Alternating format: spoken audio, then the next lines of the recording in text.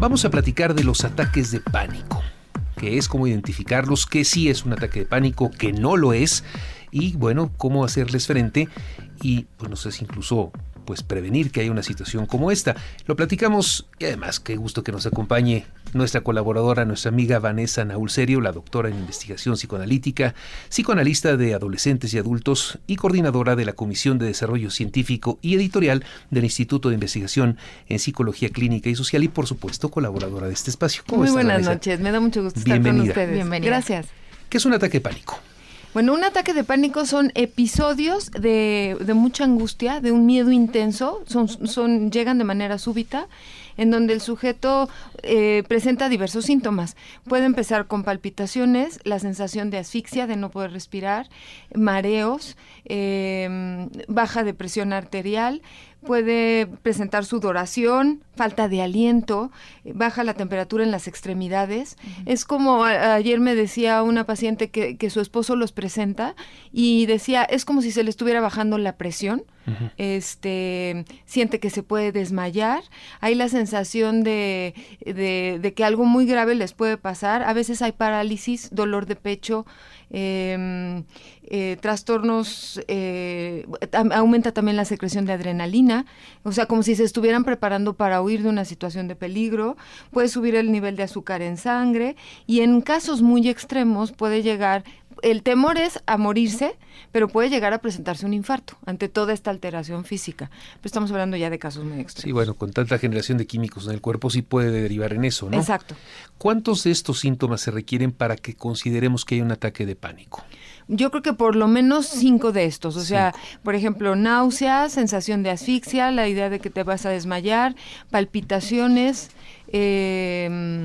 la baja de temperatura corporal, ya con 5 ya podemos hablar de que estamos ante un cuadro de un ataque de pánico. Hay situaciones en que el cuerpo reacciona de determinadas maneras con algunos de estos síntomas por la circunstancia. Por ejemplo, el hacer una presentación en la escuela. Eso puede poner nervioso a alguien. Sí. Eso no necesariamente implica que sea candidato a un ataque de pánico, aunque tenga algunos de estos síntomas. Claro, el hecho de presentar a lo mejor un trabajo frente a un grupo, alguien que es más bien tímido, ¿no? Y que se le dificulta desenvolverse frente a grupos grandes, puede presentar palpitaciones, sudoración, a lo mejor hormigueo, pero no viene esta sensación de me voy a morir o esta sensación de me voy a desmayar. No alcanza esos niveles y además son pasajeros y no se presentan ante determinadas situaciones, o sea, a lo mejor en el momento que presenta pasa, pero no es una situación que se presente con cierta regularidad y con ciertos detonantes. Y además, bueno, por ejemplo, no necesariamente hay la sensación de náusea, no se presentan todos. ¿Hay alguna actividad o algo en específico que pueda desencadenar un ataque de pánico? ¿O puede ser desde me desperté en la mañana con un ataque de pánico hasta vi una araña? ¿O qué puede ser? No, yo creo que tenemos que hablar como de personalidades que presentan estos ataques de pánico, o sea, como un trastorno. En términos generales hemos visto que son personas, como decía, hay un intenso miedo a la muerte, o sea, estoy sintiendo cosas que probablemente me lleven a que me muera o a que me enferme de algo muy grave. A veces también hay otra cosa que es importante considerar es la sensación de despersonalización, de me salgo de mi cuerpo, uh-huh. O de estoy viendo o de desrealización, estoy viendo mi vida como en una película. Eso no le pasa a alguien que tiene miedo a presentarse frente al público, por ejemplo. Claro. Ese tipo de síntomas ya no se presentan.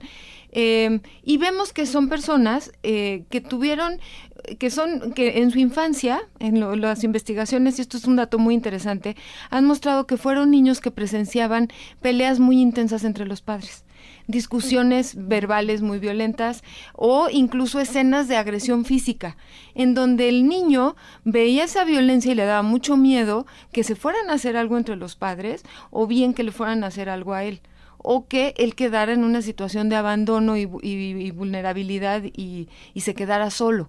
Entonces, pero al mismo tiempo el estar viendo a los papás peleando le causa un gran coraje, porque obviamente se va a identificar con el que él observa como el más débil y va a sentir mucho coraje hacia el agresor, hacia el más fuerte. Y eso le va a generar, y eso le va a generar mucha agresión. Esta agresión la va a reprimir. y la va a llevar reprimida a lo largo de su infancia, pero puede haber situaciones en la vida adulta, situaciones frustrantes, situaciones difíciles, situaciones que le causen un enojo, que detonen esta agresión reprimida y entonces hace eclosión. Puede ser también por relaciones interpersonales que le generan, como decía, frustración o rabia o dificultades, y entonces estalla, digamos, en la vida adulta.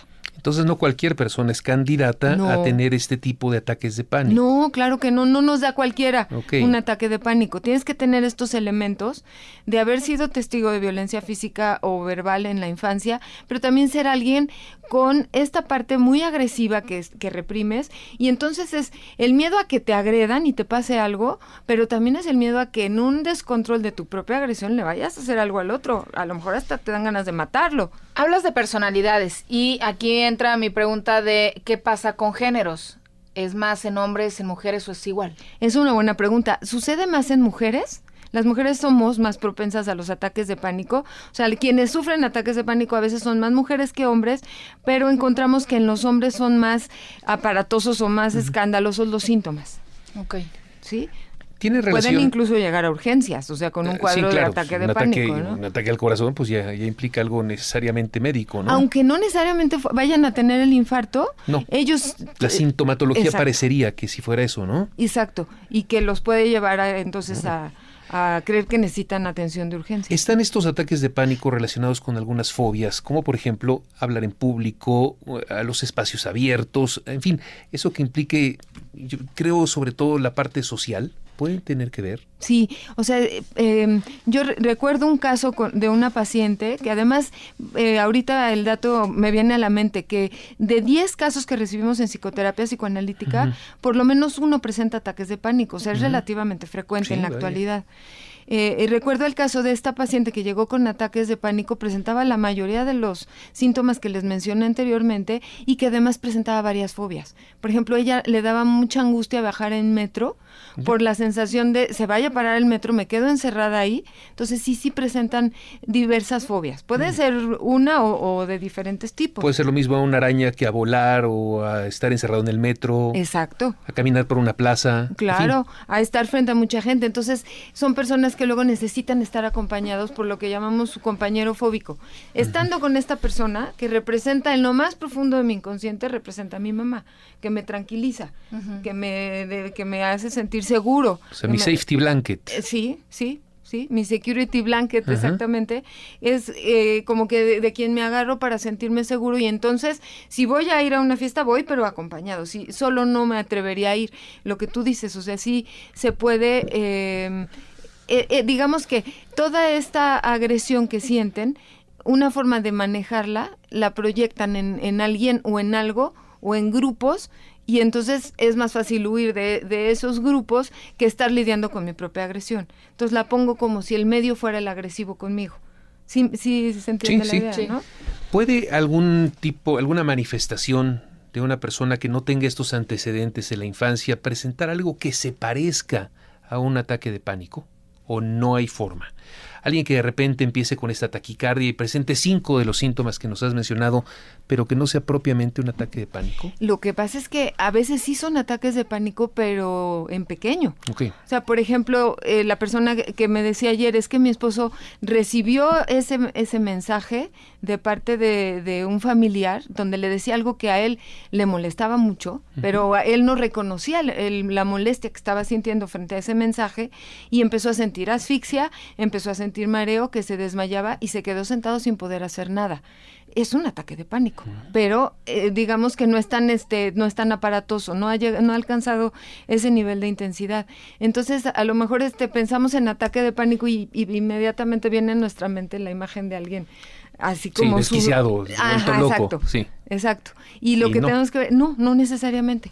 Pueden ser síntomas silenciosos, pero formar parte de un cuadro de ataque de pánico. Vamos a hacer una pausa y de regreso, Vanessa, platicamos causas, efectos y soluciones. ¿Qué poder hacer ante este tipo de circunstancias? Sí. Continuamos con nuestra propuesta musical de esta noche.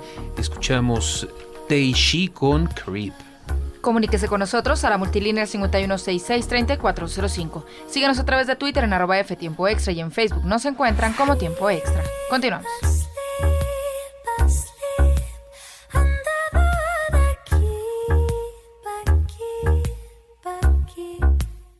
inside my head. Under the skin I creep. See me struggling out. Continuamos adelante con nuestra propuesta musical de esta noche, Teishi. Escuchamos How Far. Estamos platicando esta noche con la doctora Vanessa Naulserio a propósito de los ataques de pánico. Hemos hablado de sus características, algunos síntomas, cuáles son las condicionantes para que una persona pueda tener este tipo de circunstancia.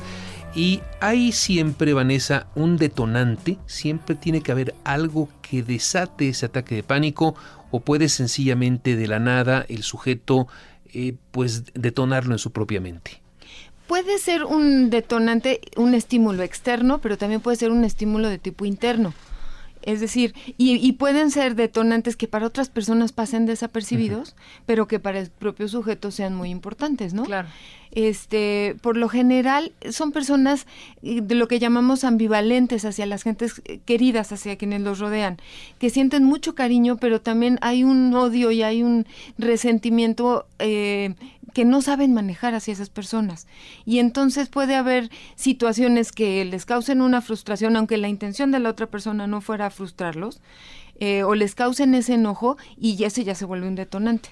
A ver, esto es interesante, es como una especie de bipolaridad, no entiendo esta parte, sentir amor y odio por una persona. Sí, normalmente lo que pasa es que no es como tal un trastorno bipolar, porque eso se refiere a un trastorno del estado de ánimo. Aquí la ambivalencia, todos tenemos la capacidad de amar y de odiar, y en general todos amamos y a veces sentimos sentimientos afectivos, negativos, o sea, afectos negativos hacia nuestras personas cercanas. Pero también es cierto que el amor maduro, por decirlo así, implica que reprimes tu odio, lo manejas, lo canalizas, lo sublimas en el trabajo, sí, y expresas tu amor. Pero estas personas no saben lidiar con estos afectos negativos y a veces se les salen de control. O sea, por ejemplo, un adolescente que ama y adora a sus papás, pero está muy molesto porque lo regañaron fuerte, es no saber manejar estas dos emociones. Sí, vamos a suponer que se enoja mucho y tiene razón, según él, de estar enojado, pero vaya a hacer ejercicio o se va a la escuela, se concentra y entonces no deja que el enojo lo domine y entonces logra canalizar ese enojo. Okay. Pero cuando ese enojo persiste y perdura y pasa el tiempo y no los perdona y conserva ese rencor y a lo mejor hasta deseos de venganza, sí, entonces se puede volver incluso alguien propenso a ataques de pánico cuando trae ese enojo tan grande.